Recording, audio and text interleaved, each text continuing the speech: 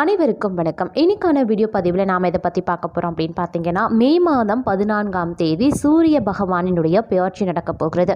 அதாவது சூரிய பகவான் மேஷ ராசியில் இருந்து ரிஷப ராசிக்கு பெயர்ச்சி ஆகிறாரு. இந்த பெயர்ச்சியின் காரணமாக வைகாசி மாதம் பிறக்க போகிறது.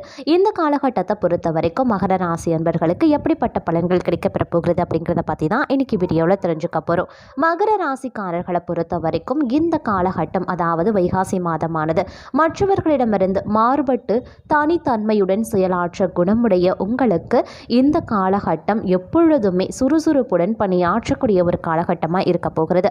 இந்த மாதம் உடல்நிலை தேரும், செலவுகள் கட்டுக்குள்ள இருக்கும், காரிய தடைகளும் நீங்க பெறும், தொட்டதெல்லாம் துளங்கக்கூடிய ஒரு காலமாக இருக்க பெறும். தந்தையாரின் நலன்ல அக்கறையாக இருப்பீங்க. கொடுக்கல் வாங்கல சற்று கவனமாக செயல்படுவது அவசியம். தொழில் வியாபாரத்தில் மெத்தன போக்கு காணப்பட்டாலும் பணவரத்து நன்றாகவே இருக்கும். சரக்குகளை கவனமாக கையாள்வதும் நல்லது. உத்தியோகத்தில் இருப்பவர்களுக்கு வீண் அலைச்சல் குறையலாம். உத்தியோகம் தொடர்பான இடமாற்றமும் உண்டாகலாம். கேட்ட பதவி உயர்வு கிட்டும். வெளிநாடு சம்பந்தப்பட்ட விஷயங்கள்ல நல்ல முன்னேற்றம் காணப்படும். குடும்பத்தில் இருந்து வந்த பிரச்சனைகளும் குறைய ஆரம்பிச்சிடும். கணவன் மனைவிக்கிடையே இருந்த பூசல்கள் நீங்கி ஒற்றுமை உண்டாக பெறும். உறவினர்களுக்காக விருப்பமில்லாத காரியத்தில் தலையிட வேண்டியதாகவும் இருக்கலாம். ஆன்மீகத்தில் நாட்டம் ஏற்படும். பெண்களுக்கு தடைபட்ட காரியங்கள் நடந்து முடியும். கொடுக்கல் வாங்கல்ல சற்று கவனமாயிருப்பது அவசியமாகிறது. பணவரத்தும் சற்று குறைந்து காணப்படலாம். அரசியல்வாதிகளுக்கு சங்கடங்கள் குறைய தொடங்கும். எதிர்கட்சியினர் உங்களை பற்றி குறை சொல்வதை குறைத்துக் கொள்வாங்க. தொண்டர்கள் உங்கள் பெருமை புரிந்து கொள்வாங்க. கட்சி மேலிடத்தின் ஆதரவுடன் மனதிற்கினிய பொறுப்புகளை பெறுவீங்க.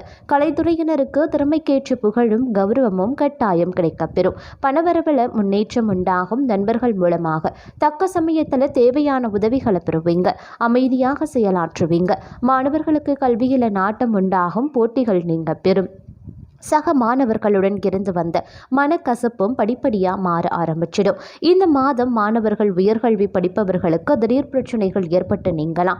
வாகனங்கள் மூலமாக செலவுகள் உண்டாகும். வீண் அலைச்சல் குறைய ஆரம்பிச்சிடும். கோபமான பேச்சு, டென்ஷனும் குறைஞ்சிடும். எடுத்த காரியத்தை செய்து முடிக்கிறதுல தாமதம் உண்டாகதாங்க செய்யும். சகோதரர் வழியில் நன்மை உண்டாகலாம். இந்த காலகட்டம் மனதில் துணிச்சல் அதிகரித்து காணப்படுங்க. தொழில் வியாபாரத்தில் ஈடுபட்டு இருக்கிறவங்களுக்கு பணியாளர்கள் மூலமாக நன்மை கிடைக்க வாய்ப்பு இருக்கு. லாபம் அதிகரித்து காணப்படும். எதிர்பார்த்த நிதி உதவியும் கிடைக்கப்பெறுவீங்க.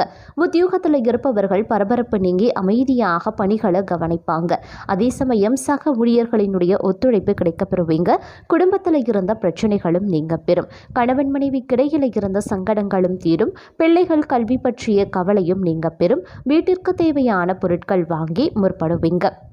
உங்களுக்குரிய பரிகாரம்: பிரதோஷ காலத்தில் நந்தீஸ்வரரையும் சிவபெருமானையும் வணங்கி வர அனைத்து வித நன்மைகளும் உண்டாகும். சுவிக்ஷம் மேன்மையடையும்.